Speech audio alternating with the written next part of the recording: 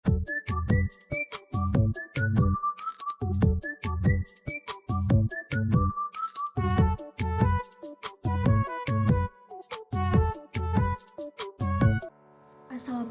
warahmatullahi wabarakatuh. Nama saya Nur Khafifah Dwi Zulita dengan NIM C1B023046. Saya Amanda Roziatul Fitri. Nama saya Dinti Destripa dengan NIM C1B023040. Saya Intan Nur Sofiani dengan NIM C1B023087. Saya Fadlan Nazid Nibras. Saya Mira Ariska. Saya Ramawati Indah Lestari dengan NIM C1B023056. Nama saya Nabila Zahara Dianmari. Baik, di sini saya akan menjelaskan materi yang pertama, yaitu mengenai pengertian kompensasi. Kompensasi adalah segala sesuatu yang diterima para karyawan sebagai balas jasa untuk kerja mereka. Kompensasi ini penting bagi karyawan karena besarnya kompensasi mencerminkan ukuran nilai karya mereka di antara para karyawan itu sendiri. Jadi, kompensasi ini adalah segala sesuatu yang diterima oleh karyawan sebagai balas jasa atas kerja yang mereka lakukan. Dalam konteks ini, kompensasi ini dapat mencakup gaji, bonus, tunjangan, insentif, dan bentuk-bentuk penghargaan lain yang diberikan oleh perusahaan kepada karyawan. Kemudian, kompensasi ini bukan hanya penghargaan finansial, tetapi juga bagian dari sistem penghargaan yang memberikan motivasi kepada karyawan untuk terus berkontribusi secara maksimal kepada perusahaan. Di sini saya akan menjelaskan materi mengenai fungsi kompensasi. Fungsi kompensasi sendiri itu yang pertama ada penggunaan sumber daya manusia secara lebih efektif dan efisien. Perusahaan memberikan kompensasi kepada para karyawan sebagai bentuk penghargaan atas kinerja mereka. Dengan hal ini diharapkan para karyawan dapat termotivasi sehingga mereka dapat bekerja dengan lebih baik lagi. Karyawan yang merasa dihargai, mereka cenderung akan bekerja dengan lebih efisien, yaitu menyelesaikan tugas dengan lebih cepat dan tepat, dan juga lebih efektif, yaitu mencapai hasil yang maksimal. Dengan menggunakan sistem kompensasi yang adil ini, perusahaan dapat mengoptimalkan kemampuan para karyawan dan juga dapat mendorong mereka untuk memanfaatkan sumber daya yang ada secara lebih produktif, sehingga operasional perusahaan dapat berjalan dengan lancar dan juga lebih efisien. Fungsi yang kedua yakni meningkatkan stabilitas dan pertumbuhan ekonomi. Sebuah sistem kompensasi yang baik tentunya dapat memberikan manfaat tidak hanya bagi karyawan, tetapi juga bagi perusahaan secara keseluruhan. Karyawan yang merasa puas akan kompensasi yang diterimanya, ia cenderung bekerja dengan lebih loyal dan juga produktif, sehingga akan memberikan dampak positif bagi operasional perusahaan. Jika perusahaan stabil dan juga produktif, tentunya akan memberikan pengaruh positif juga bagi pertumbuhan ekonomi perusahaan dalam jangka panjang. Karyawan yang memiliki motivasi bekerja yang baik dapat meningkatkan efisiensi sehingga perusahaan dapat berkembang dengan lebih cepat dan juga lebih stabil.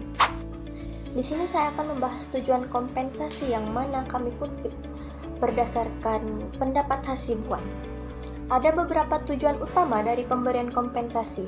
Pertama, kompensasi berfungsi untuk memperkuat ikatan kerja antara perusahaan dan karyawan. Selain itu, kompensasi juga berperan penting dalam meningkatkan kepuasan dan motivasi karyawan agar mereka lebih semangat dalam bekerja. Tujuan lainnya adalah menjaga stabilitas karyawan agar tidak mudah berpindah pekerjaan, serta membantu meningkatkan kedisiplinan di tempat kerja. Pada intinya, kompensasi yang tepat dapat menciptakan lingkungan kerja yang lebih produktif dan kondusif. Baiklah, materi selanjutnya yaitu tentang faktor-faktor yang mempengaruhi kompensasi. Menurut Hasibuan pada tahun 2020 mengatakan bahwa ada beberapa faktor yang mempengaruhi kompensasi. Yang pertama adalah penawaran dan permintaan tenaga kerja, di mana dalam hal ini jika penawaran yang ada itu lebih besar daripada lowongan pekerjaan, maka tingkat kompensasi pun relatif kecil. Begitupun sebaliknya, jika terdapat penawaran lebih kecil sedangkan lowongan pekerjaan itu lebih besar, maka kompensasi yang ditawarkan relatif besar. Yang kedua adalah kemampuan dan ketersediaan perusahaan. Dalam hal ini, jika suatu perusahaan ataupun organisasi mampu memberikan kompensasi dengan baik, maka tingkat kompensasi pun semakin besar.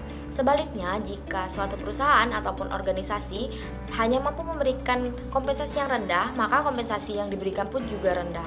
Yang ketiga adalah produktivitas tenaga kerja pegawai ataupun karyawan, di mana jika produktivitas kerja yang dilakukan oleh pegawai maupun karyawan tersebut baik, maka tingkat kompensasi yang akan didapatkan akan semakin besar. Sebaliknya, jika produktivitas yang dilakukan pegawai atau karyawan tersebut buruk, maka kompensasi yang akan didapatkan pun juga rendah. Yang keempat adalah biaya hidup, di mana di dalam biaya hidup ini menentukan tinggi rendahnya tingkat kompensasi, yang dimana jika biaya hidup daerah tersebut tinggi, maka tingkat kompensasi juga akan tinggi. Begitupun sebaliknya. Yang kelima adalah kondisi perekonomian nasional, di mana pada hal ini tinggi atau rendahnya tingkat pemberian kompensasi itu dilakukan oleh kepada perusahaan kepada suatu pegawai itu disebabkan oleh kondisi perekonomian saat itu, di mana jika perekonomian sedang tinggi maka kompensasi yang diberikan pun juga akan tinggi. Sebaliknya, jika perekonomian sedang merosot maka kompensasi yang diberikan pun akan rendah. Di sini saya akan menjelaskan mengenai materi jenis-jenis kompensasi. Jenis-jenis kompensasi terbagi menjadi dua faktor. Yang pertama adalah faktor finansial, dan yang kedua adalah faktor non-finansial. Faktor finansial terbagi menjadi dua bagian.